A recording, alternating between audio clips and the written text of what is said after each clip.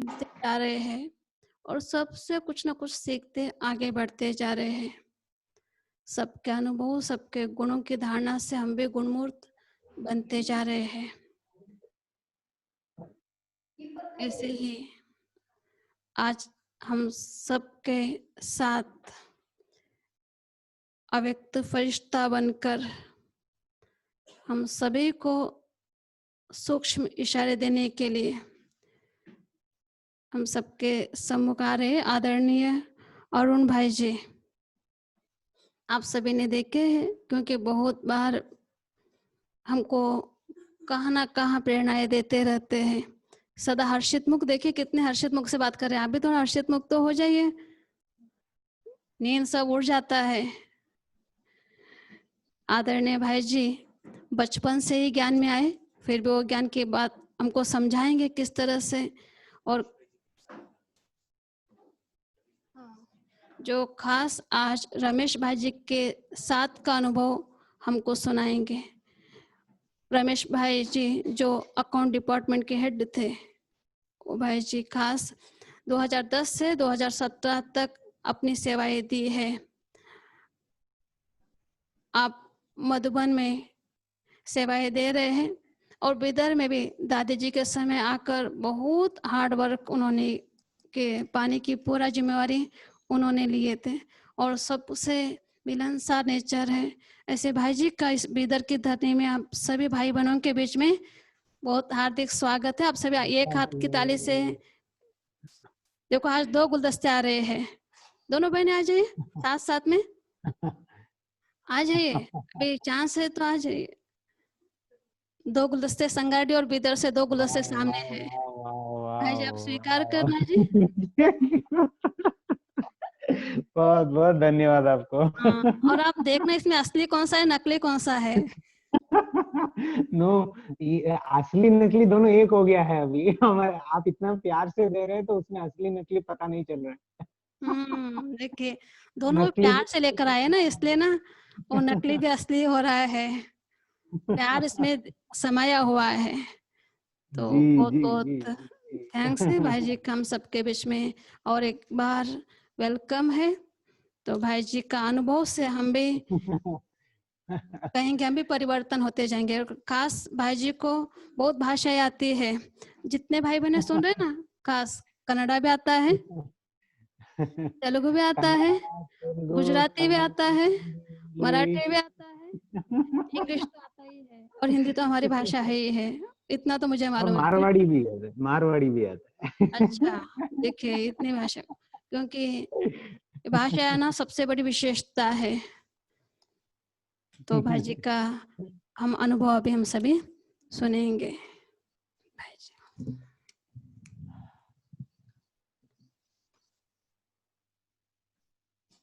ओम शांति। ओम शांति। बहुत अच्छा लगा आप सबसे। देखिए अभी रूबरू मिल रहे हैं। पहले हम मिले थे और फिर से हम मिल रहे हैं, लेकिन थोड़ा सा तरीका बदल गया है। पहले हम व्यक्तिगत रूप से मिले थे, अभी व्यक्तिगत रूप से मिल रहे हैं कोई माध्यम के द्वारा। और ये एक खुशी हमें इसलिए हो रहा है क्योंकि एक परिवार का है ना, भले सारी दुनिया में फैले हुए हैं। कोई भारत में है, विदेशों में 100, हाँ समझ लीजिए कि 140, ऑफिशियली 137 कंट्री से, मतलब 137 देश है, 137 है। लेकिन कई कई स्थानों में ऐसे सेवाएं हो रही है 140 से भी ज्यादा है, लेकिन ऑफिशियली 137 कंट्रीज है। तो जिसकी वजह से हम अमृत वेला भी हमारी अलग अलग स्थान में पूरे 24 घंटे में अमृत वेला हमारा बनता ही है। लेकिन ऐसा करके अमृत वेला मिस नहीं करना है। हमारे जो समय है वो हमारे लिए है। इसको बोलते हैं इंडियन स्टैंडर्ड टाइम। हम ग्रीनविच स्टैंडर्ड टाइम में नहीं है। मेरा एक परम सौभाग्य रहा, ऐसे हम सबका परम सौभाग्य है। ईश्वर को पाया, शिव बाबा को पाया, तो हम सौभाग्यशाली है। लेकिन उससे भी थोड़ा सा भाग्य उनका कहा कि जो संकल्प करते हैं वो हमें वरदान के रूप में प्राप्त हो जाता है। कोई भी बात हो, कभी समय किसी बात में हम समय ज्यादा लेते हैं, कभी किसी बात में समय हमारा कम समय में वो प्राप्त हो जाता है। इसका मतलब कि हम कितना उसको बल भरते हैं, हम जो संकल्प करते हैं उसका बल हम कितना भरते हैं उसके ऊपर वो निर्भर रहता है। और हम हमारा बल और वो समय दोनों मैच होकर के जल्दी होना है या समय लेना है, वो हमारे हाथ में नहीं है, वो ईश्वर शिव बाबा के हाथ में है। तो लेकिन शिव बाबा को बांध के रखने का एक बहुत अच्छा सूत्र बाबा ने बताया, बहुत अच्छा सूत्र है, वो है स्नेह का। स्नेह का सूत्र से हम बहुत जल्दी भगवान को बांध सकते हैं। और बहुत जैसे कि वो जो हम स्नेह से बांध देते हैं ना, तो वो बंध जाता है। ऐसे ही मेरे जीवन में बहुत अच्छी बात हुई, बहुत अच्छी बात हुई। 1999 में 1999 में 98 में तो रमेश भाई सबसे मिलने का, व्यक्तिगत रूप से बहुत नजदीकी से 1 to 1 मिलने का सौभाग्य प्राप्त हुआ। लेकिन काफी समय पहले से मेरा उनको, रमेश भाई को बहुत मानता था मैं, पता नहीं, बहुत ही आकर्षित था, मेरे आकर्षण था उनके तरफ। बाबा ही है सब कुछ, बाबा ही है हमारे लिए, अभी भी है, लेकिन उनके तरफ आकर्षण उनके व्यक्तित्व को देख करके, क्योंकि उनको बाबा मुरली में याद करते। अगर युगल दाने को देखना है तो रमेश उषास को देखो, सीखो, क्योंकि उनका जीवन चरित्र बहुत ही अनोखा है। हर एक के जीवन चरित्र अनोखा है, लेकिन उनका जीवन चरित्र अनोखा इसलिए है क्योंकि उनको 16 साल के उम्र में उन्होंने अपने पिताजी शरीर छोड़ दिए। उसके बाद में इनके ऊपर जिम्मेदारी आ गया। इनके मामा इनको साथ देते हुए पूरी मामा जी का साथ पूरा था, जिसके वजह से बहुत अच्छे से जिम्मेदारी निभाया और पूरी बहुत ही प्यार से और बखूबी निभाया। जैसे कि कहा जाता है ना कि फुल मार्क्स दे सकते हैं, ऐसे फुल मार्क्स दिया। ऐसे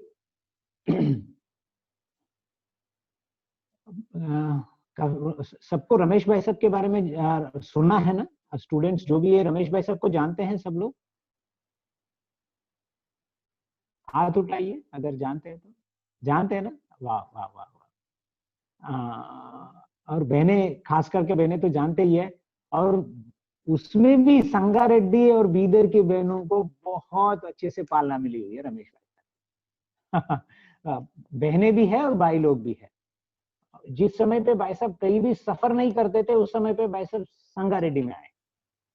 ये विशेषता है आप लोगों की, आप लोगों का जो प्यार, आप लोगों का स्नेह रमेश भाई साहब को भी खींच के लाया था आपके पास। उसी समय पे एक दूसरा सेवा भी था कार्यक्रम, इसलिए भाई साहब ने एक क्या बोलते हैं कि एक पायलट के रूप में लिया था। एक छोटा सा पहला से ये शुरू करेंगे, अगर ये अच्छे से रहा तो फिर आगे का सफर का प्लानिंग करेंगे। लेकिन सेवा में इतना व्यस्त रहे, आगे वो सेवा का ट्रैवलिंग का प्लान किया ही नहीं, सफर का प्लान नहीं किया। वो जहाँ पे थे वहां से ही मधुबन, बॉम्बे के सिवा और कहीं जाते नहीं। एक संगारेड्डी आए, उसके बाद में एक बार बेंगलुरु गए। उसके अलावा और कहीं पूना जाते थे, क्योंकि पूना में उनको रमेश भाई साहब को दादी जी ने पूना का एक जिम्मेदारी दिया, जगदम्बा भवन रिट्रीट सेंटर बना है, उसका जिम्मेदारी दादी जी ने खास करके उनको दिया था। जगदम्बा माँ के नाम से एक स्थायी रूप से कोई भी सेवा नहीं हुई है, इसलिए एक अच्छा सा सेवा जो पूना में, पूना के लोग मम्मा से बहुत पालना लिए थे। और मम्मा का खास करके पूना आना जाना होता था, बॉम्बे पूना उनका आना जाना होता ही था, इसलिए वहां पे एक रिट्रीट सेंटर बना था। बहुत ही सुंदर रिट्रीट सेंटर बना है। अपनी सुमंगला बहन और सुनंदा बहन, काफी बहनें आप भी, संगारेड्डी बीदर के बहनें आए हुए हैं वहां पे। और बाद में शायद मेरे को याद है संगारेड्डी की ये अपनी सुमंगला दीदी वहां पे बट्टी कराने शायद गए थे, मुझे ऐसा लगता है। तो वहां और सेवा की वजह से वहां जाते हैं। अभी मैं फिर से शुरुआत में शुरू से जहाँ पे रुका हुआ था वहां जा रहा हूँ। वो उनके 16 साल की उम्र में उनके पिताजी ने शरीर छोड़ दिया, उसके बाद में पूरा जिम्मेदारी निभाया। तो बाद में 1951 52 में उनको ब्रह्मा बाबा से मिलना हुआ। ब्रह्मा बाबा का तबीयत ठीक नहीं था, कुछ सर्जरी था जिसके वजह से वो बॉम्बे में आए थे, तो उनको व्यक्तिगत रूप से मिले। ये छोटी-छोटी बातें, मतलब जो भाई साहब के बारे में हिस्ट्री तो शायद ज्यादातर लोग ये बातें जानते होंगे, लेकिन उस समय पे वो ब्रह्मा बाबा को इतना ही मानते थे कि ये मेरे मम्मी माँ का गुरु है करके, क्योंकि वो पांडुरंग शास्त्री जी करके उनको गुरु बनाया हुआ था वेद विज्ञान पीठ, तो उसके फॉलो करते थे। और एक आप लोगों को उन भाई साहब की एक बहुत ही विशेष बात आपको बताने वाला हूँ कि भाई साहब अष्टांग योगी थे। 3 साल अष्टांग योग किए हैं भाई साहब। ऐसे भी कहा जाता है कि 5 साल अगर कोई अष्टांग योग करते हैं, अष्टांग योगी बनते हैं, तो उनका शरीर रोग जल्दी नहीं आता है करके। लेकिन वो भाई साहब बोलते थे मैंने 3 साल किया, अगर 5 साल करता तो मेरे को रोग जल्दी नहीं आता। बाद में वो अष्टांग योग किए थे, फिर भी वो बाद में ज्ञान में आने के बाद में, ज्ञान में चलते चलते नशे में आ गए। नशे में आके और इतना व्यस्त थे जिसकी वजह से वो व्यायाम नहीं करते थे। जैसे व्यायाम हो, प्राणायाम हो, कुछ भी नहीं करते थे, लेकिन उनको सब कुछ पता था। 3 साल अष्टांग योगी थे और उसके अलावा वो हानररी प्रोफेसर थे। मतलब वो जहाँ पे इनके गुरु का जो एक कॉलेज था, उस कॉलेज में हानररी मतलब कोई सैलरी नहीं लेते थे, प्रोफेसर बन करके सेवा की। और एक साथ में 4 कॉलेजेस में ये प्रोफेसर थे, एक साथ में पढ़िए, और सीए प्रैक्टिस करते थे और घर की पूरी जिम्मेदारियां निभाते थे। उसी समय पे मम्मा का भी तबीयत ठीक नहीं था, कैंसर के वजह से मम्मा भाई साहब के घर में थे। देखिए कैसे, कितनी विशेषताएं है, एक इतना बड़ा कैसे बने वो, क्योंकि स्वयं भगवान की चुनी हुई हीरा है। बाकी के जो भी जिम्मेदारी उनको मिली हुई थी वो स्वयं भगवान से मिली हुई जिम्मेदारी। ऐसे तो हम सबको भगवान से ही मिली हुई है, हम अलग नहीं हैं, लेकिन उनको भगवान से मिली हुई, मतलब जो भी यज्ञ की जिम्मेदारी थी वो ईश्वर से डायरेक्ट उनको मिला। और वो कई सारी बातें आजकल हम जो बहुत सारी राज की बातें जो सुनते हैं मुरली में, उसका जिम्मेदारी रमेश भाई से, क्योंकि उन्होंने वो बाबा से बहुत चिटचैट करते थे, बाबा से बहुत सारी बातें क्वेश्चन करके जवाब लेते थे, जिसके वजह से बाबा कई सारे राज को खोल दिया बाबा ने। हम मुरली में जो बातें हम बाबा साधारण रूप में नहीं सुनाते थे, उस मतलब सबके लिए नहीं सुनाते, उसको भाई साहब ने समझ के बाबा से वो बातों को निकलवाया जवाब के रूप में। तो बाबा भी, इसीलिए मैंने बोला कि बाबा बंध जाता है स्नेह में। बाबा भी कई बार बोलते थे कि ये बच्चा सयाना है,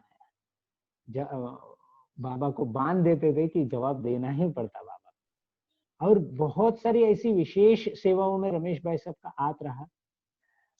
उनका आगे उन्होंने लीडर बन के हम लोगों को सिखाया है। जैसे कि पहला यज्ञ का फर्स्ट गेट टुगेदर हुआ था बॉम्बे में। वो गेट टुगेदर पहली बार यज्ञ की हिस्ट्री में 350 लोगों के लिए हॉल लिया गया था, लेकिन 500 से भी ज्यादा लोग आए हुए थे। लोगों को खड़ा रहने 500-600 लोग थे, खड़े रहने के लिए भी हॉल में जगह नहीं था। बाहर हॉल से बाहर खड़े होकर लोगों ने सुना था। ये पहला हिस्ट्री का पहला सेवा था, क्योंकि उससे पहले सेवा करने का विधि और रूप रेखा अलग था, जिसके वजह वो भी एक बात कह सकते हैं। और दूसरी बात, जैसे जैसे नए आत्माएं आते हैं, नए विधि विधान से सेवाएं करते हैं, बाबा का आशीर्वाद मिल जाता है। जब हम सच्चे दिल से समर्पित हो जाते हैं तो सेवा मिल जाती है, हमें आगे बढ़ने के लिए बाबा का आशीर्वाद मिल जाता है। तो ऐसे निर्मल शांता दादी थे बॉम्बे में, रमेश भाई साहब से उनसे बात हुई। बाबा बोलते थे कि बच्चे सेवा करो, विशेष सेवा करो करके, लेकिन तो इनको संकल्प आया कि हम एक विशेष सेवा करेंगे। तो उन्होंने अपने दादी जी को, निर्मल शांता दादी जी जो ब्रह्मा बाबा के लौकिक बेटी भी है, पुत्री, तो उनको बताया कि दादी जी हम अच्छी सी सेवा करेंगे, एक हाल देखने चलेंगे।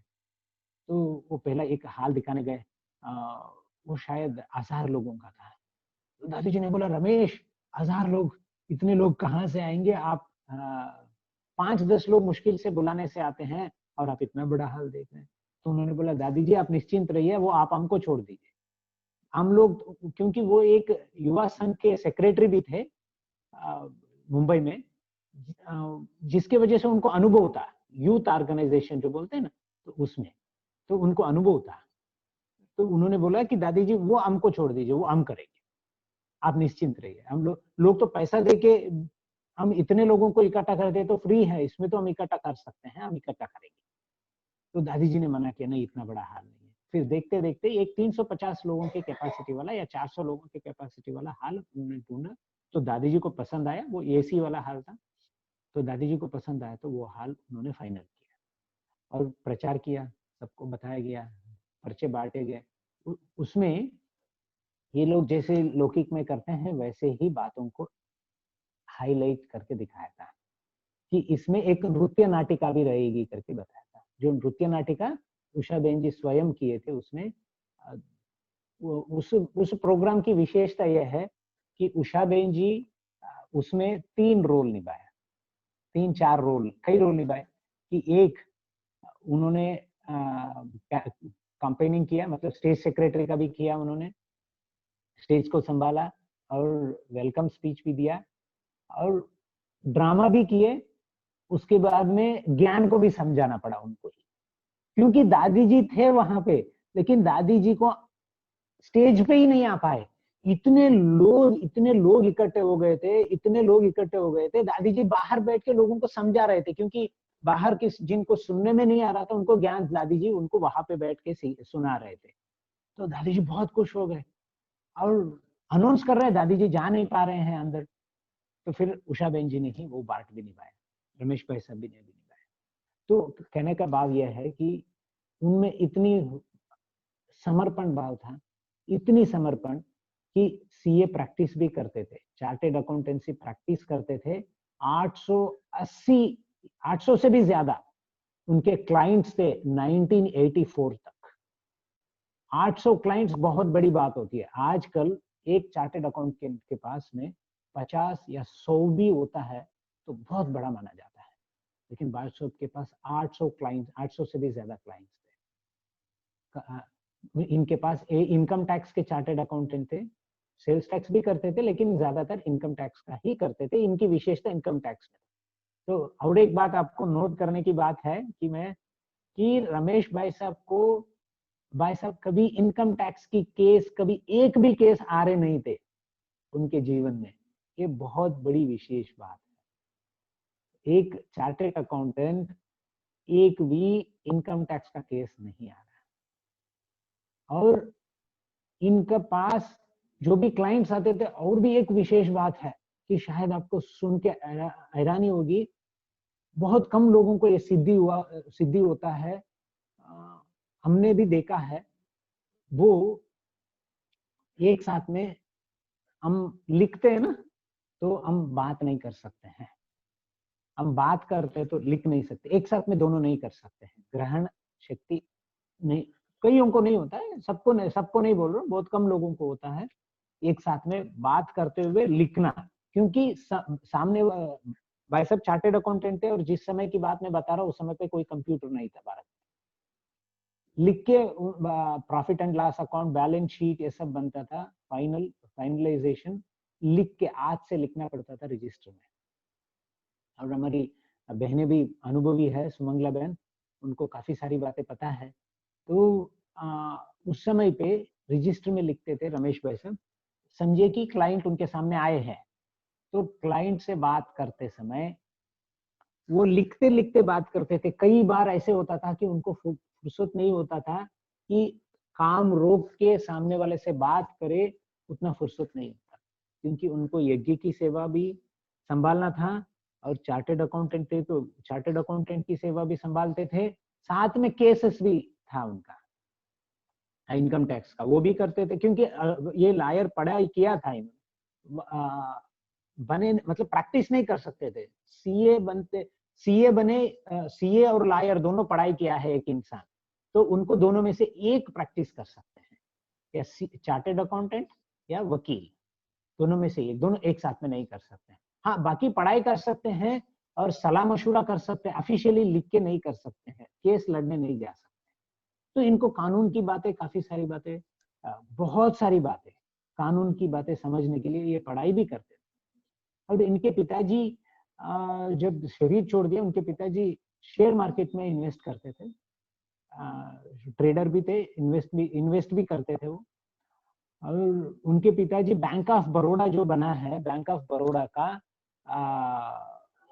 1938 या 39 में जब बैंक ऑफ बड़ौदा बना, उसका आर्टिकल्स में, मतलब इनका पिताजी का साइन किया हुआ है, एज ए मीन्स साक्षी के रूप में साइन किए, कि वो बनते समय उसका जो कॉन्स्टिट्यूशन बना उस समय पे रजिस्ट्रेशन होता है ना उस समय, मतलब वो भी इतने अच्छे व्यक्ति थे। तो रमेश भाई साहब अच्छे अच्छे कंपनीज के भी अकाउंट्स देखते थे। और 1965 में जब मम्मा, मैं वापस उसी बात पे जा रहा हूँ, जब मम्मा इनके घर पे थे तो बहुत विचित्र बातें हो रही थी। एक ऐसी सुंदर बात मैं बताता हूँ, जो मम्मा के प्रति इनका प्यार और मम्मा का इनके लिए कितना प्यार के साथ साथ सम्मान भी था, वो समझने को मिलेगा। भाई साहब के घर में 2 बेडरूम है। हमारी बहनें है ना, यहाँ पे क्लास सुनने वाले बहनों में से कोई आए भी होंगे, सुमंगला बहन, सुनंदा बहन आए हैं वहां पे। और यहाँ पे हमारी छोटी दीदिया जो भी है, छोटी नहीं बोल सकता हूँ, अभी सब दीदिया बड़े हैं, सब एक समान है हम सब। इनको उनके घर में मम्मा रहते थे, तो देखिए मम्मा के सामने तो सब छोटे हैं, दादिया भी छोटे हैं। और मम्मा के घर में जब मम्मा थी तो सभी दादियाँ आते थे, जैसे प्रकाश मणि दादी, ब्रिजशांता दादी, ब्रिजिंदरा दादी, मनोहर दादी, रतन मोहिनी दादी जी, जानकी दादी जी, ऐसे कई सारी सभी दादियाँ आते थे, चंद्रमणि दादी जी, जितने भी दादियाँ है, गंगे दादी, जितने भी दादियों का लिस्ट में आप देखते हैं ना, तो उसमें बहुत सबके सब शायद आए हुए हैं। और मम्मा वहां पे तबीयत ठीक नहीं था, तो उनको संभालने के लिए, उनको साथ रहने के लिए आते ही थे। और उनका घर बहुत बड़ा नहीं है, लेकिन अच्छा है, 800 स्क्वायर फीट का या 700-800 स्क्वायर फीट का हो सकता है, या 1000 स्क्वायर फीट का हो सकता है। 2 बेडरूम, 2 अटैच्ड बाथरूम, एक रसोई और एक हॉल। वो एक मम्मा और मम्मा की ब्राह्मणी एक कमरे में सोते थे, और मम्मा ने कहा हुआ था आप सब लोग एक कमरे में सोइए, मतलब रमेश भाई साहब के परिवार, शांता माता का परिवार। इनका माता जी का नाम था शांता माता। शांता माता जी की बड़ी बेटी डॉक्टर अनिला बहन, दूसरा बेटा है रमेश भाई साहब, तीसरा उनकी मंजू बहन जो उनकी बेटी, मतलब 3 बच्चे थे शांता माता के, जो डॉक्टर अनिला बहन, रमेश भाई साहब और मंजू बहन। तो डॉक्टर अनिला बहन ने शादी नहीं किया था, वो भी कन्या थी। और रमेश भाई साहब का शादी हुआ था, लेकिन फिर भी कुमार का जीवन, उषा बहन जी दोनों का कुमार और कन्या का जीवन। मंजू बहन जी का शादी हुआ था। तो जब इनके घर में थे, इनको एक कमरे में रहने के लिए कहा था, क्योंकि परिवार है तो एक कमरे में आप पूरा रहिए। क्यों, ऐसा नहीं है कि दादिया बहनें आई हुई है तो उनके लिए आपको वो कमरा आप लोग रहेंगे, आप, क्योंकि घर में रहने वाले बहनें हैं और एक भाई है, और इनके साथ एक कजिन ब्रदर था, इनके मासी का लड़का, वो भी यज्ञ की बहुत सारी सेवाओं में मददगार थे, खरीदारी करते थे, उनका नाम है मधुबाई। तो वो खरीदारी करते थे यज्ञ की, तो वो भी थे इनके साथ में। तो ये सब लोग, ये शांता माता, अनिला बहन, उषा बहन, रमेश भाई साहब, मंजू बहन, मधुबाई, ये 6 लोग एक कमरे में, मम्मा और मम्मा की ब्राह्मणी एक कमरे में, सारी दादियां हाल में सोते थे। आप सोच सकते हैं कि 15-20 लोग एक घर में कई बार रहे हुए हैं, कई बार, और इतना छोटा सा घर में कभी झमेला नहीं हुआ, कभी मतलब इतने लोग रह रहे हैं तो कैसे रहेंगे, कुछ नहीं, खींचतान नहीं, कुछ नहीं, एकदम आराम से। भाई साहब बोलते थे एक बाथरूम मम्मा का फिक्स था, उसमें कोई हम लोग यूज नहीं करते थे, एक ही बाथरूम में 10 से 15 लोग नहाते थे। समय पे सब लोग, सब कुछ काम होता था, कोई भी काम नहीं रुकता था, एक बाथरूम में। इतनी बड़ी हस्ती, दादियां, आप सोचिए कि दादियां भी थी उसमें। और उसमें एक छोटी सी घटना घटी। रमेश भाई साहब मम्मा से मिलने जाते थे अक्सर, घर में एक ही घर में रहते तो भी ऐसे दिन रात तो नहीं मिल सकते ना, कि बहुत सारे व्यस्त सेवाएं होते हैं। जब भी मिलने जाते थे तो बोल के भेजते थे उनके ब्राह्मणी को, तो वो अंदर बाद में बुलाते थे। तो रमेश भाई साहब भी थे, मधुबाई भी थे। मधुबाई जब भी मम्मा से मिलने जाना है तो वो अंदर सीधा चले जाते थे, वो परमिशन लेके जाते नहीं थे। देखिए इसमें समझने की बात है, वो जाते थे लेकिन उनको कभी जरूरत नहीं पड़ी परमिशन लेने की। लेकिन रमेश भाई साहब जाते तो परमिशन लेके अंदर जाते, लेकिन उनकी ब्राह्मणी आके पूछते थे और इनको रोकते थे, फिर अंदर जाते, फिर आके इनको 2-3 मिनट 5 मिनट के बाद इनको अंदर लेके जाते।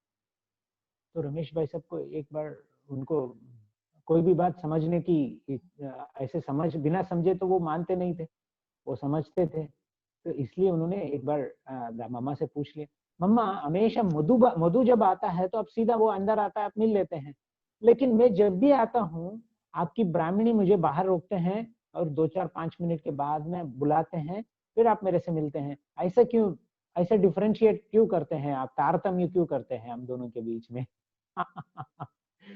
तो तब मम्मा ने कहा कि मधु बेटे जैसा है, मधु हमारा बच्चे का जैसा है, आप एक अफसर है, बड़े अफसर है, तो आपसे मिलने के लिए मुझे तैयार होकर बैठती हूँ, तब मैं मिलती हूँ। मधु आता है तो मैं कैसे भी लेटे लेटे भी मिलती हूँ, मैं कैसे भी हूँ मैं मिल सकती हूँ, लेकिन आपसे मिलने के लिए मुझे तैयार होकर बैठ। इतना इज्जत करते थे रमेश भाई।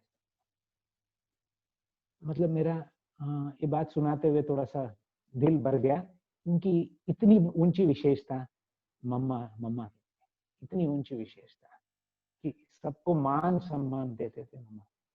और मेरा मेरा भी खास करके बहुत ज्यादा लगाव मम्मा से हो गया है काफी समय।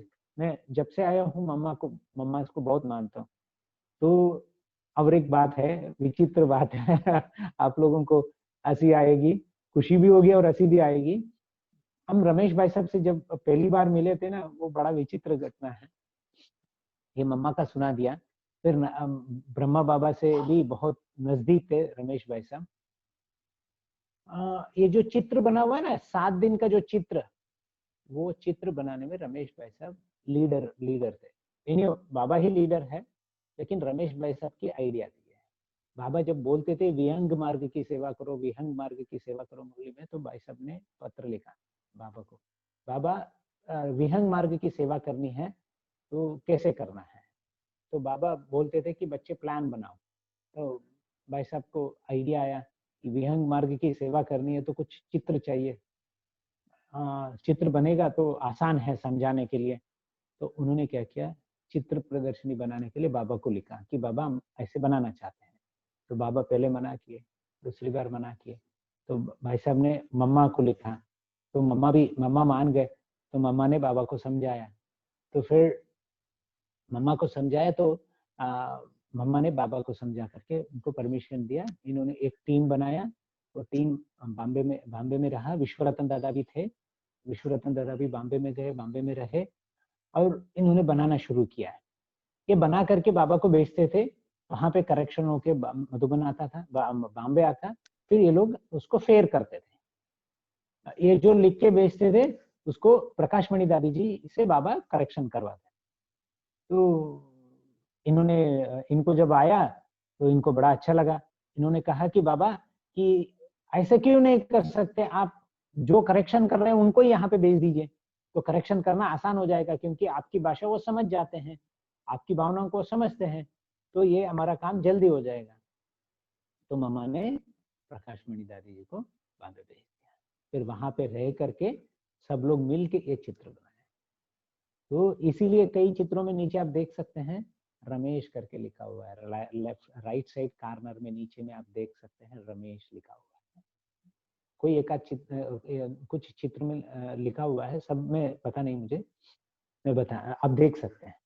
तो ऐसे विशेष सेवाओं में ये व्यक्तिगत रूप से इन्वॉल्व है, बहुत सारी सेवाओं में। पहली बार बाबा बॉम्बे में रहने के लिए गए, ऐसे तो पहले जाते थे, कुछ मेडिकल रीजन से जाते, मतलब कोई आरोग्य के दृष्टिकोण से डॉक्टर को दिखाना करने के लिए जाते थे, बाकी रहने के लिए जाना था। तो रमेश भाई साहब ने उनके माँ के द्वारा बोल करके भेजा कि बाबा को बोलिए कि बॉम्बे में आके रहे, क्योंकि डॉक्टर ने बाबा को कहा हुआ था कि जब सर्दी होता है मधुबन में, माउंट में बहुत ज्यादा सर्दी पड़ती है, आप सब जानते हैं। तो बाबा का तबीयत बीपी के वजह से वहां पे नहीं रहना है, डॉक्टर ने कहा था। तो ये रमेश भाई साहब को पता चला, तो रमेश भाई साहब ने अपने माँ को बोल करके भेजा कि बाबा को कहिए कि वो बॉम्बे आए, क्योंकि बॉम्बे में 365 दिन भी एक ही लगभग एक जैसा ही होता है, बहुत ज्यादा फर्क नहीं पड़ता ना, बहुत ज्यादा सर्दी तो लगती ही नहीं है वहां पे, क्योंकि समुद्र के किनारे है। तो उन्होंने बोल करके भेजा कि बाबा आप आ जाइए। तो बाबा ने बोला कि बच्चा अगर निमंत्रण दे तो बाप मानेंगे। देखिए बाबा कैसे बच्चों को तैयार करते हैं, लीडर बनाते हैं। तो उनकी माताजी ने आके बोला रमेश भाई साहब को कि आप, बाबा ने ऐसे कहा है। तो इतना अच्छा लगा रमेश भाई साहब ने, ये कौन सी बड़ी बात है, मैं बाबा को बुलाऊंगा। तो उन्होंने फोन किया और बाबा को बुलाया, बाबा ने निमंत्रण स्वीकार कर लिया। तो डेट भी फिक्स हो गया और बाबा को कहा कि 3 महीने के लिए आना है, तो सारा तैयारी कर दिया, एक मकान भी ले लिया। मकान ले करके, ये थोड़ा सा लंबी कहानी है, तो मकान भी ले लिया। वो सब आप लोगों ने शायद सुना होगा, पता नहीं मुझे, भाई साहब ने अपनी इसमें अनुभव में सुनाते थे ये सब बातें, ये जनरल बातें हैं इसलिए। तो वो आए, बाबा रहे एक घर, खास करके भाई साहब ने वहाँ दादी जी को पहले से ही ब्रिजेंद्रा दादी को पहले से बोल दिया था कि पुष्प शांता दादी। तो उनको बोला हुआ था दादी जी कि हम जो भी खर्चा आएगा हम दे देंगे, बाबा आ रहे हैं हमारे निमंत्रण से, तो हम खर्चा हमारा होगा। लेकिन नहीं, याद रखिए भाई साहब 1957 में बाबा को बुलाया, 1952 में बाबा से मिले, बाबा को सर्जरी हुआ था तब बाबा से मिले, माँ के गुरु मान करके मिले थे। उस समय पे इनको बहुत बड़ी टचिंग हुई थी, वो बताऊंगा मैं बाद में। तो बाबा आए, रहे और बहुत अच्छे अच्छे अनुभव हुआ। और वो आने से पहले, बाबा आने से पहले विश्व किशोर दादा थे, भाऊ बोलते थे, विश्व किशोर भाऊ। वो उससे पहले आए, उसी समय 1956 में भाई साहब चार्टर्ड अकाउंटेंट पूरा किया, 1957 में एडवोकेट बने, 1956 में chartered accountant national first rank, पूरे भारत के लिए फर्स्ट रैंक लिए थे। और 1957 में लायर बने, फर्स्ट डिवीजन में पास हुए। दोनों में बहुत अच्छा नाम था। और जब ये लायर पास किए ना, अब उसके बाद में इन्होंने अपने माताजी से बोला कि माताजी हम एक कार ले लेते हैं करके। तो माताजी ने बोला, ऐसे 80 में बोला कि अच्छा है, चार्टेड अकाउंटेंट से ज्यादा टैक्सी चलाने वाला कमाता है करके। मतलब 80 ने उनको बोला कि जब इन्होंने कहा कि मुझे अपने घर के लिए कार लेंगे। तो बाद में बाबा का आने का, मैं ये घटना ऐसे ही सुनाया, मैं 80 में सुनाया। मतलब मेरा कहने के बाद था कि 1957 में इनके पास कार था इनके पास। तो बाबा आए, बाबा आने से पहले विश्व किशोर भाऊ ने इनका टेस्ट लिया कि ये देखिए कैसे, क्योंकि बाबा का रथ है, ईश्वर का रथ है, शिव का रथ है, उसको चलाने के लिए इनको जिम्मेदारी दे सकते हैं या नहीं दे सकते हैं करके उन्होंने टेस्टिंग किया उनका। कि उनको बोलते थे कि रमेश कल सुबह 11 बजे आ जाना, हमको बाहर चलना है। तो ये जाते थे 11 बजे, तो सडनली प्रोग्राम बदलते थे। विश्व किशोर दादा बोलते थे कि नहीं, प्रोग्राम बदल गया है, मेरे को दूसरा काम आ गया है, हम 4 बजे चलेंगे। उन्होंने बोला अच्छा ठीक है 4 बजे चलेंगे, ये वापस आ गए। तो फिर 4 बजे पहुंचे वहां पे। तो उन्होंने बोला रमेश थोड़ा सा आपको 1 घंटा रुकना पड़ेगा, मेरा दूसरा काम है, सेवा कर रहा हूँ मैं, अभी वो पूरा करके 5 बजे चलेंगे। तो बोलते थे अच्छा ठीक है, वो बैठ जाते थे वहां, 5 बजे चलेंगे। उसके बाद में फिर 5 बजे जाने के लिए निकले। तो पहले बोलते जहां जाने का उनको रमेश भाई सबको कहा हुआ था, तो जाते जाते रास्ता बदल देते थे अभी ईश्वर किशोर दादा, कि नहीं वहां नहीं जाना है, कोई मतलब दूसरा विरुद्ध एड्रेस बोलते थे कि वहां जाना है। मतलब जो रास्ता आधा गए हुए हैं फिर घुमा के दूसरे रास्ते। तो आप सोच सकते हैं कि कैसे ट्रेनिंग दिया जाए।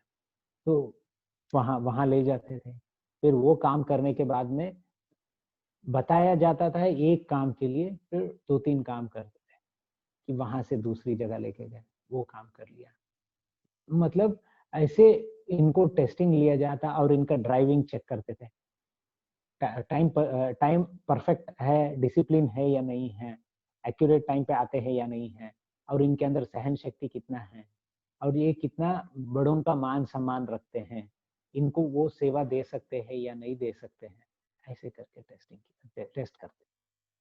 तो उनको फिर पूना जाना था, तो एक बार पूना लेके गए, इतना लंबा सफर कर सकता है, गाड़ी चला सकता है या नहीं चला सकता है करके। तो पूना ले जा करके फिर लेके आए, ऐसे टेस्टिंग लिया। उसके बाद में बाबा जब आए, इन्होंने विश्व किशोर दादा ने बाबा को पत्र लिखा था, बच्चा पास हो गया। तो कहने का बात है कि नंबर 1 बनना है ना, बहुत कसौटी का सामना करना, बहुत कसौटी, आसान बात नहीं है। जैसे ब्रह्मा बाबा की हम विशेषताएं सुनते हैं, देखते हैं, मम्मा की बातें सुनते हैं, तो देखिए करोड़पति की बेटी मम्मा, लेकिन जब ज्ञान में आए तो बिल्कुल कुछ नहीं था, कुछ नहीं था, एकदम गरीब थे। उनके मन में अंत तक रह गया था ये बात, ये विचार कि मैं धन की सेवा नहीं कर पाई बाबा की।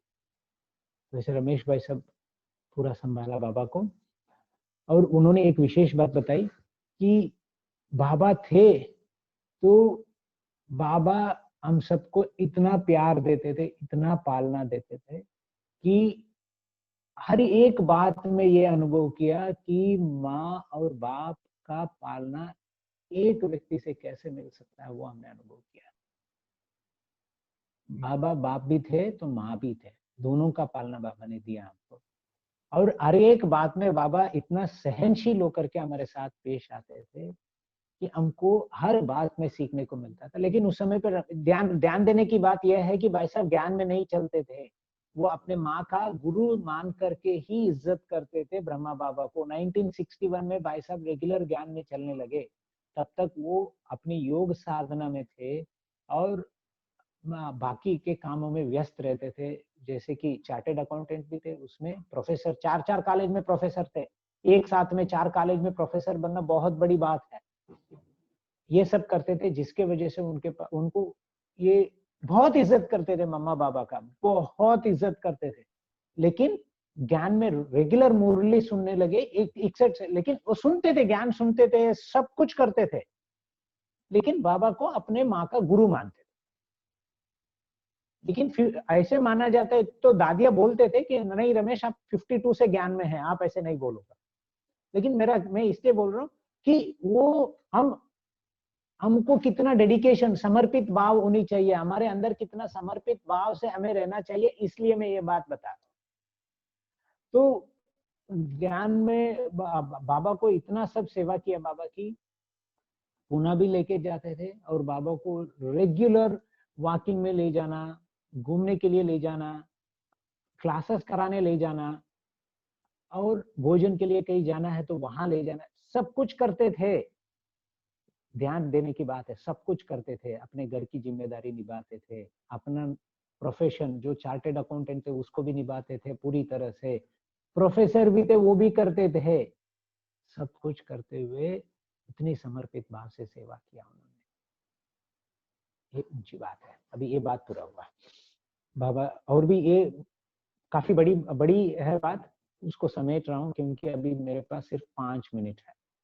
5 मिनट में पूरा करना, आप लोगों को भी अपने काम में जाना है।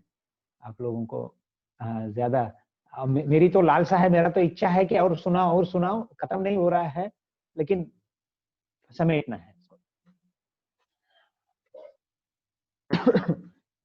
उनसे मेरी प्रेरणा, उनके वजह से मेरे को ये सब बातों का प्रेरणा मिलता रहा। 61 में ज्ञान इनका स्वयंवर हुआ, शादी हुआ, वो भी बहुत बड़ी बात है। उषा बेन का मिलना हुआ। उषा बेन ये उसको डिवाइन मैरिज बोलते थे भाई साहब। हमारी एक होता है अरेंज मैरिज, दूसरा होता है लव मैरिज, और भाई साहब बोलते हैं हमारी डिवाइन मैरिज, क्योंकि ये स्वयं ईश्वर की कृपा से हुई है, ईश्वर का बनाया हुआ जोड़ी है। 1961 में जब उषा बेन जी का इनका परिचय हुआ तो ये दोनों आपस में देखा ही नहीं था, कभी नहीं देखा, लेकिन उषा बेन जी को इनका चित्र दिखाई देता। जब ये पूजा करने बैठते थे सुबह सुबह 4 बजे, 3:30 बजे, 4 बजे, कृष्ण के चित्र के जगह पे रमेश भाई साहब का चित्र दिखाई देता, एकदम जैसे कि स्लाइड होता है ना, अभी कृष्ण का स्लाइड है, स्लाइड के ऊपर दूसरा रमेश भाई का स्लाइड अपने आप आ गया, ऐसे स्लाइड दिखाई देता।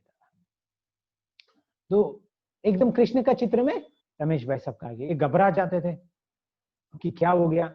और उतने में ही क्या होता कि वो अंधेरा होता था ना, खिड़की से कोई टार्च लाइट छोड़ रहे हैं, कोई आकर के टार्च लाइट छोड़ रहा है वो चित्र के ऊपर, तो इनको डर जाते थे। ये लाइट नहीं चला सकते थे, ये बैठ के पूजा करने के लिए बैठते थे, तो वो चित्र दिखाई दिया, ये डर के मुंह ढक के सो जाते थे। इनको फिर उनका जो पांडुरंग शास्त्री जी उनके गुरु थे, उनके द्वारा इन दोनों का मिलना हुआ, फिर शादी हुआ, फिर दोनों बाबा से मिले। तो बाबा को उषा बेन जी ने बोला, जब पहली बार मिले तो बोलते थे कि हाँ यही है वो चोर। जब ब्रह्मा बाबा ये दोनों बैठे हुए थे, बाबा से मिलने के लिए इंतजार करते थे, तो ब्रह्मा बाबा बाहर ऐसे निकल के वहां गए, तो वहां दूर से दिखाई दिए।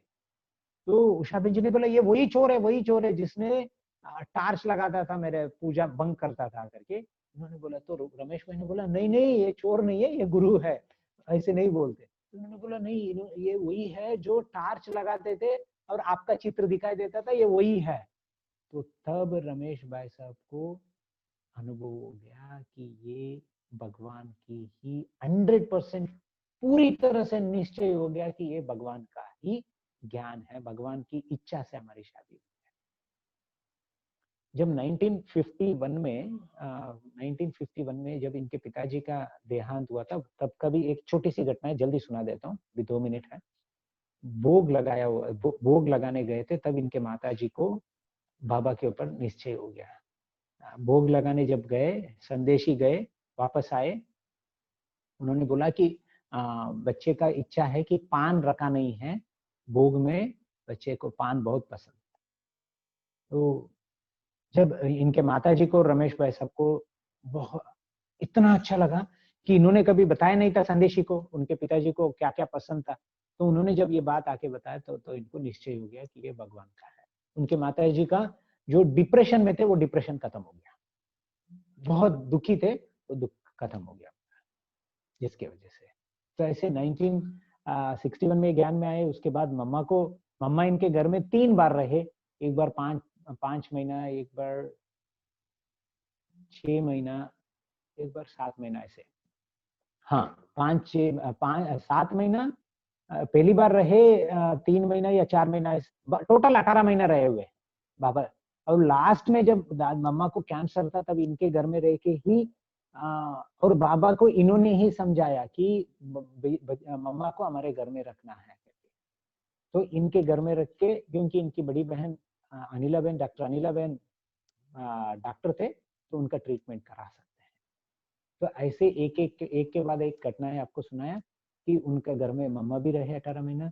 1968 में बाबा को समझाया, ट्रस्ट बनाना है, प्रॉपर्टी लेना है, बाबा आगे भविष्य में बहुत जरूरत पड़ेगी। बाबा बिल्कुल तैयार नहीं थे प्रॉपर्टी मतलब लेना या ट्रस्ट बनाना, ये सब बातों में बिल्कुल तैयार नहीं थे। बाबा को समझाया, मनाया, फिर प्रॉपर्टी लिया 1968 में। ऊपर की प्रॉपर्टी 69 में लिया गया, पांडव भवन के पास जो म्यूजियम है वो सबसे पुरानी म्यूजियम, पहली म्यूजियम है मधुबन में। तो वो पुरानी, बहुत पुरानी म्यूजियम है वो। तो वो लिया गया और ट्रस्ट का गठन हुआ 1969। और मेरा रमेश भाई साहब से 98 में मिला मैं व्यक्तिगत रूप से। उनका सर का मालिश करने के लिए मैं गया और बहुत अच्छा लगा। मेरा जीवन का सबसे सुखद बात वो दिन रहा, बहुत ही सुखद बात। बाबा से मिलने का जितना सुख अनुभव किया वैसे ही अनुभव हुआ उस दिन जब मैं उनको पहली बार मिला व्यक्तिगत रूप से। उसके बाद कई बार मिला। 2006 में मैं नवंबर में मैं उनसे मिलने के लिए उनके घर में गया, उनके साथ बैठा, काफी देर बात किया। और वो भी एक टर्निंग पॉइंट था मेरे जीवन का। हम नौकरी करते थे, उनकी प्रेरणा से बिजनेस शुरू किया। हमारे पास 1 रुपया नहीं था, कोई भी बचत नहीं था। एक मेरा पार्टनर भी था, सुब्बू कृष्णा भाई करके, पार्टनर है अभी भी। तो हम दोनों मिलकर के समर्पित होने के लिए बात करने में गया था। हम दोनों समर्पित होना चाहते। वो इंजीनियर पढ़ाई किए थे, वो भाई इंजीनियर था। तो उन्होंने बोला था कि हम दोनों समर्पित हो जाएंगे। हम इतना बाहर की दुनिया में मेहनत करके बुद्धि भी लगा रहे हैं, मेहनत भी कर रहे हैं, शारीरिक रूप से बौद्धिक रूप से कर रहे हैं, हम ये सब बाबा की सेवा में लगाएंगे। तो ठीक है। तो वो भाई साहब से बात करने के, भाई साहब ने मना कर दिया। बिजनेस, वो भी एक बड़ी स्टोरी है। मैं पहले भाई साहब के बारे में सुनाना था इसलिए सुना है, बहुत बड़ी स्टोरी है। तो भाई साहब ने नहीं माना, मेरे को डांट करके बिजनेस के लिए मनाया। 1 रुपया नहीं था हम दोनों के पास में बचत, क्योंकि खर्चा कर देते थे। महीने पगार लिया, महीना पूरा होने से पहले पगार खत्म, फिर वही फकीर वाली हालत। तो फिर पगार आया, फिर खर्च कर दिया, हो गया। तो जब उन्होंने बोला कि उन्होंने 1 मिनट, 1 सेकंड के लिए, कुछ 1 सेकंड के लिए बाबा से डिस्कनेक्ट होके बाबा के साथ कनेक्ट हो गए, शारीरिक रूप से हमारे से डिस्कनेक्ट होके फिर कनेक्ट हुए, तब हमको पता चला कि ये बाबा का ही इशारा है। उन्होंने बोला कि नहीं, आपको समर्पित नहीं ना, बिजनेस शुरू करो। बिजनेस शुरू किए और 1 रुपया नहीं था तो लाखों रुपयों का मिलता गया। बिजनेस भी अच्छा होता गया, हम अच्छे से कमाए और मधुबन में एक घर भी लिए और भाई साहब के साथ रहने लगे। ये भी बहुत बड़ी बात है कि भाई साहब के साथ 7 साल रहा। और ये भी विचित्र है, उषा बेन जी ने खुद, जब वो खुद थे तब हमको चुना था। ये भी बाबा का ही, बाबा ने टीचिंग दिया हमको उनके साथ रहने के लिए। कि बाद में शरीर, उषा बेन जी ने 2010 सितंबर 22 तारीख को शरीर छोड़ दिया। उसके बाद हम पूरी तरह से पूरा समय रहने लगे। उससे पहले से ही रहने लगे थे। जब उषा बेन जी का तबीयत ज्यादा नहीं ठीक था तब से रहने लगे थे, अगस्त से। उससे पहले रहते थे मधुबन में, लेकिन हम घर में रह के सारा दिन मधुबन में सेवा करके फिर रात को घर आ जाते थे। फिर धीरे धीरे करके पूरा समय जब भाई साहब के साथ रहने लगे तो आना जाना, बॉम्बे आना जाना, बहुत सफर किया हमने। महीने में 3-3 बार बॉम्बे से मधुबन, मधुबन से बॉम्बे आना जाना करते थे। मेरा परम सौभाग्य है, उनके साथ रहा, कार में सफर किया, घंटों घंटों उनके साथ चर्चाएं किए हैं, बहुत सारी बातें मिली है। और आप सब इतने भाग्यशाली है। सुनंदा बहन, सुमंगला बहन जैसे बहुत अच्छी दीदी और बहुत अच्छी प्यारी प्यारी हमारी बहनें हैं, आप लोगों को पालना देने के लिए बहुत अच्छे बहनें हैं। कि भाई साहब के बहुत नजदीक थे सुनंदा बहन और सुमंगला बहन। सुनंदा बहन बहुत नजदीक थे, बहुत क्लोज थे। भाई साहब, अनिला बहन, डॉक्टर अनिला बहन 2014 में जब शरीर छोड़ा था तो ये दोनों बहनें आके घर पे रहे, रमेश भाई साहब के घर पे। हम, मेरे को वही अनुभव होता था, 14 लोग थे हम उस घर पे। रमेश भाई साहब और मैं एक कमरे में सोते थे और बाकी के बहनें एक कमरे में और हाल में। देखने जैसा था, जैसे छोटे छोटे बच्चे होते हैं तो एक हाल में जैसे भर देते हैं ना, तो ऐसे भरे हुए थे। 2 बाथरूम और इतने सारे लोग। और पता है, एक बाथरूम हम डेडिकेटेड रखते थे रमेश भाई साहब के लिए, वो बाथरूम कोई यूज नहीं करते थे। ठीक है, एक ही बाथरूम में 12-13 लोग हम तैयार होते थे और सब कुछ समय पे तैयार होते थे। बड़ा अच्छा विचित्र बात है, ये भी बहुत ऊंची बात है। और भाई साहब ने सुमंगला बहन, सुनंदा बहन और उनके साथ आई हुई पिंकी बहन को अलग जगह पे बनाया था, तैयारी मतलब उनको रहने के लिए तैयारी किया था, व्यवस्था किया हुआ था। लेकिन इन्होंने मना कर दिया। सुमंगला बहन और सुनंदा बहन ने बोला, और पिंकी बहन भी थी, उन्होंने बोला कि नहीं, हमको नहीं जाना है कहीं भी, हमको यहाँ ही रहना है। यहाँ पे रहने का भाग्य हमें मिला हुआ है, उसको हमें दूर मत करिए। हम यहाँ ही रहेंगे, कितना भी हमको तकलीफ हो हम सह लेंगे, लेकिन हमको सहन नहीं है, वो हमें खुशी है। यहाँ ही रहना है, हमको नहीं जाना है। हमको जो मिलेगा खाने को वो चलेगा, जैसे सोने के लिए जो व्यवस्था मिलेगी वो चलेगी, लेकिन हमको कहीं नहीं जाना है। हाथ जोड़ के उन्होंने रिक्वेस्ट की। भाई साहब ने बोला कि ये तो मानने वाली नहीं है, ठीक है रहे। तो भाई साहब के रोज हम सब साथ में खेलते थे, भाई साहब के साथ बहुत सारी खुशियां लूटा है हमने। भाई साहब के बहुत खुशियां लूटा है। भाई साहब बहुत स्ट्रिक्ट थे, बहुत ज्यादा स्ट्रिक्ट थे। शुरू शुरू में हम डरते थे, लेकिन बाद में ऐसे हो गया मेरा भाई साहब के साथ में, जैसे कभी कभी भाई साहब मेरे लिए बच्चा, कभी कभी मैं भाई साहब के लिए बच्चा। इतनी प्यार भाई साहब से मिला, मेरे को एक छोटा बच्चा बना करके पालना दिया। इतना प्यार कभी एक माँ जो पालना देते हैं ना, वैसे हमें अनुभव। आप सबको बहुत बहुत धन्यवाद। फिर कभी मौका मिला तो आप लोगों को और भी बातें सुनाएंगे। आप सबका समय हो गया है, अभी मैं आप सबसे छुट्टी, विदाई। अगर मेरे बातों में आपको कोई भी बात अच्छी लगी है, वो सबको नोट करके, ये सब मेरा नहीं है, स्वयं शिव बाबा का है। मैं तो सिर्फ और सिर्फ आज सुबह जगदीश भाई ने जब फोन किया लास्ट वीक, देखिए आप सबकी, आपके बहनों का कितनी विशेषता है, वही एडवांस में चलते हैं। छोटी छोटी बहनें बोलते हैं ना, छोटी छोटी नहीं है, बहुत बड़ी बहनें हैं ये। एडवांस में 1 हफ्ता पहले मेरे को बहनों ने बोल दिया था कि आपको आज क्लास कराना है, 1 हफ्ते पहले। ठीक है, उसके बाद में आज सुबह कल लिंक आ गया, आज सुबह जगदीश भाई का फोन आया। देखिए कैसे इनका प्लानिंग, इतना अच्छा प्लानिंग आप लोगों को मिलता है करने। ठीक है, ओम शांति। ये बाबा ने बुलवाया है, मैंने कुछ नहीं बोला, सब कुछ बाबा ने। ओम शांति। बहुत बहुत धन्यवाद भाई जी। जरूर हम और जल्दी मिलेंगे। आप जो भंडार आपके पास है, जरूर हम सभी उसमें उसका आनंद लेंगे, क्योंकि आज जैसे जैसे आप सुनाते जा रहे थे, ऐसे ऐसे हम भी उस अनुभव में खोते जा रहे थे। हम इतने एंजॉय कर रहे हैं आपके क्लास को कि सच में हम भी जैसे रमेश भाई, उषा बहन के साथ ही है, और मम्मा बाबा भी हमारे साथ, ऐसे लग रहा था। तो जल्दी हम और भी जो छिपा हुआ आपके पास खजाना है, उसको हम सभी और लुटाएंगे। तो बिदर की पूरे फुलवाड़ी, जैसे देगलूर है, कमल हाँ नगर जी, है, जरूर। औराद है, संगारेड्डी एक है। दूसरे से लूटते रहेंगे एक दूसरे से। हाँ, ज्ञान के खजाना जितना जितना लूटते जाएंगे, उतना उतना भरपूर होते जाएंगे। तो बहुत अच्छा लग रहा है। तो पूरा परिवार की तरफ से आपको बहुत बहुत थैंक्स है, और खास बहुत प्रेरणाएं आज हम सभी को मिले। बहन जी के तरफ से भी, दोनों बहन जी की तरफ से भी बहुत बहुत थैंक्स है। थैंक यू, बहुत बहुत धन्यवाद। जी, 1 मिनट बाबा को याद करके हम फिर। आप सब लोगों ने मेरे को सहन तो नहीं किया ना? नहीं नहीं नहीं, सहन नहीं किए, एंजॉय किए, लेकिन समय की गति को देखते हुए हम चुप बैठे, लेकिन नहीं तो बहुत अच्छा माफी लग चाहते रहा हैं, था। मैं 5 मिनट ज्यादा ले लिया, मैं माफी चाहता हूँ। अभी मेरे को घड़ी की तरफ ध्यान गया, मैं माफी चाहता नहीं नहीं, अच्छा है, लेकिन समय बहुत जल्दी जा रहा था, ऐसा लग रहा था। हूँ। ओम शांति। सभी को नींद भी नहीं आया, हंसते हंसते वो कौन सी बात कहाँ कहाँ लेकर जा रहे थे, तो पता ही नहीं पड़ रहा था। तो उसमें हम सभी एंजॉय कर रहे थे उस सभी बातों को लेकर। नहीं, एक्चुअली मेरा व्यक्तिगत अनुभव है ना, वो भी बहुत है। वो अभी देखेंगे, जब भी समय का अनुकूलता हो जरूर करेंगे। हाँ, हम भी वही सोच रहे हैं, फिर एक दिन हम शुरुआत करेंगे लौकिक से अलौकिक की तरफ। आपका सफर कैसे रहा? नहीं, उनके साथ, रमेश भाई साहब के साथ का अनुभव, व्यक्तिगत मतलब मेरा उनके साथ का जो 7 साल रहा ना, वो भी।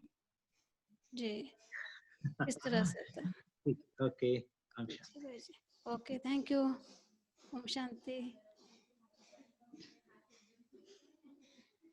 चलिए 1 मिनट बाबा को याद करेंगे हम सभी।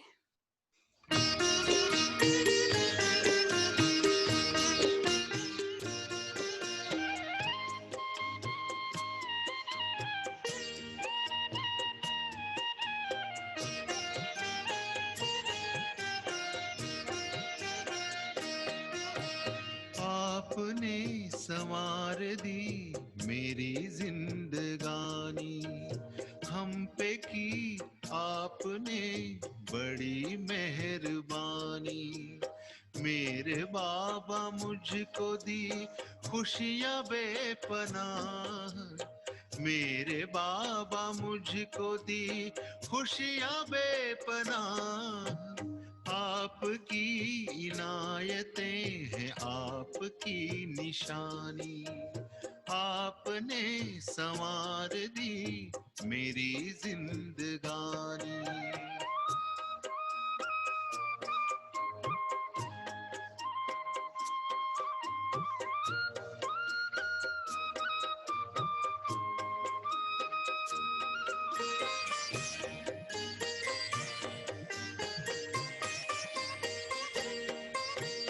आपकी नजर पड़ी मुस्कुराई जिंदगी,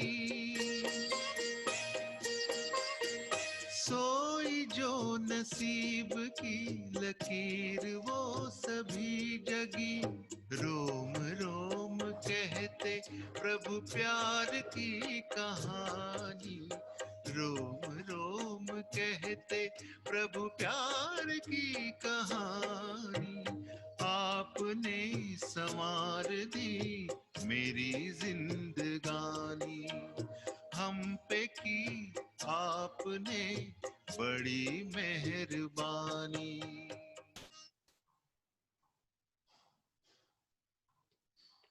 शांति।